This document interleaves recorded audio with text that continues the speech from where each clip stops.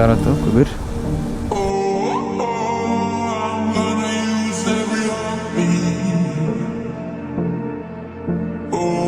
কেন কিভাবে পার হলো দৌড় দিয়ে? তোমার লাঠি নাই ভাইয়া? হ্যাঁ, এইভাবে যে দৌড় দিলা, পড়ে গেলে কি হতো? অ্যাক্সিডেন্ট কীভাবে হয়েছে রে? দেখি দেখি, পা কোথেকে নাই? তোমার লাঠি নাই? লাঠি নাই? আব্বু মুখে আছে তোমার? আব্বু মারা গেছে ক্যান্সারে। তোমার মা কোথায়?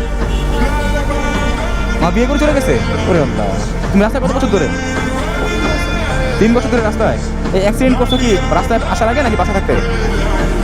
না মানে তুমি রাস্তায় যেদিন থেকে চলে আসছো বা রাস্তায় তুমি অ্যাক্সিডেন্টটা হচ্ছে কি মার সামনে? মানে তুমি তোমার ফ্যামিলি কি থাকা অবস্থায়?